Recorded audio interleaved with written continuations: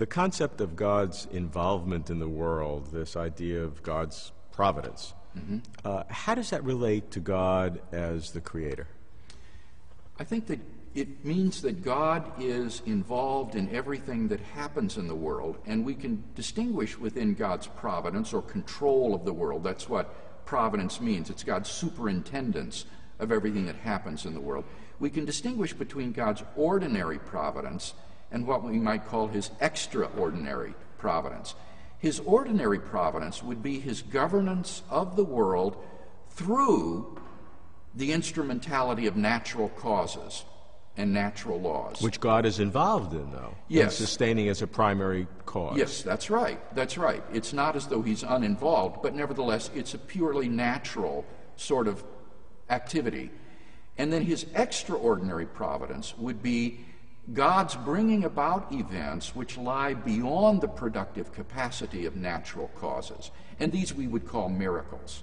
And you believe in those? Yes, I think that it's very clear that if you have the concept of a being who is the creator and designer of the universe and who has therefore decided which natural laws govern the world, that they lie within his power, and that therefore such a transcendent being could easily produce events in the natural world which lie beyond the capacity of natural causes. I think anybody would agree with the following of that logic. However, the argument would be, does that mean there was an imperfection in how God designed the natural law if he has to intervene to change that natural law?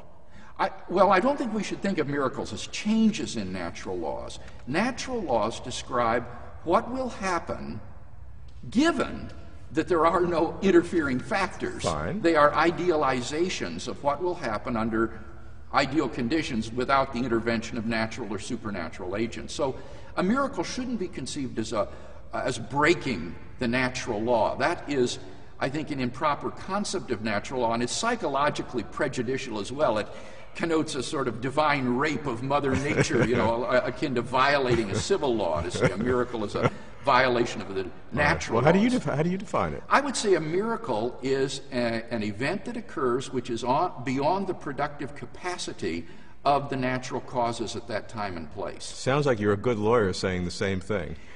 No, it's not, because I'm not saying he breaks the natural laws. The natural laws hold, but God is able to produce events which the natural causes themselves don't have the capacity to bring about.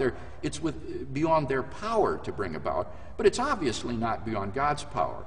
And as you say, given that there's a transcendent creator, the odd miracle for that kind of a being would be child's play. No one doubts the logic of that. Just one wonders why God had to design a system that he has to tinker with it to change the molecular structures here and there. Couldn't it have been a nicer flow if it was designed nicely from the beginning? Well, I think it's very important to understand the purpose of miracles. Miracles are not meant to be adjustments to the natural world to rectify imperfections. Rather, miracles are meant to be revelatory, in that they are extraordinary events that they serve as signposts that point beyond the natural world to its ground in a supernatural creator.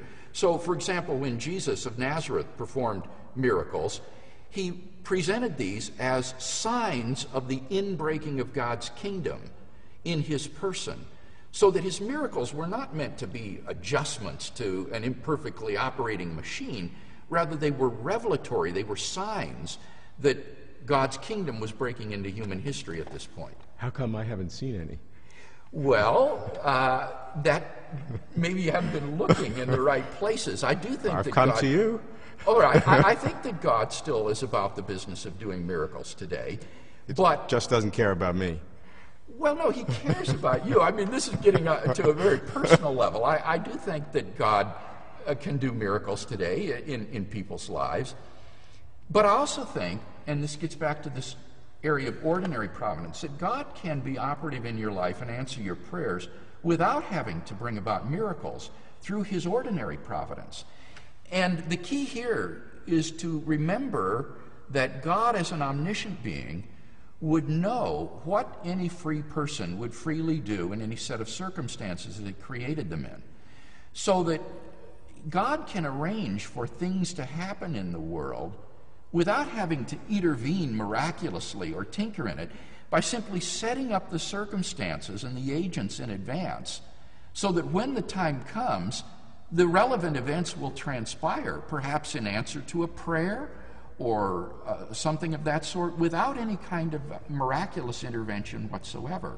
So we don't need to be looking for miracles in order to see God's providential hand in history. He can work through the secondary causes by means of his knowledge of what contingent events would occur in any circumstances he puts people in. What I find interesting is the concept of God as creator has a multiplicity of different expressions, from the creation of the world from nothing, to the sustenance of it in a normal way, to the intervention or to the setting up of miracles for specific purposes, potentially if one believes in that. So yes, the concept of God as a creator is a very broad and rich one. It really is. It's more than just bringing things into existence. It's the initial act of creation of the world out of nothing, of all reality exterior to God. It's then the sustaining of the world in being. It's concurring with the actions of secondary agents to produce their effects.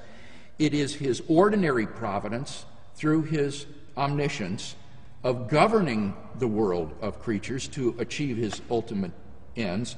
And then it is his miraculous operations in the world beyond the natural capacity of spatiotemporal causes to bring about events that would not have happened in the absence of God's special action. So it's a very rich and variegated doctrine. Sounds like a full-time job to me. Yes, though for an omnipotent being, it's not something he can't discharge effectively.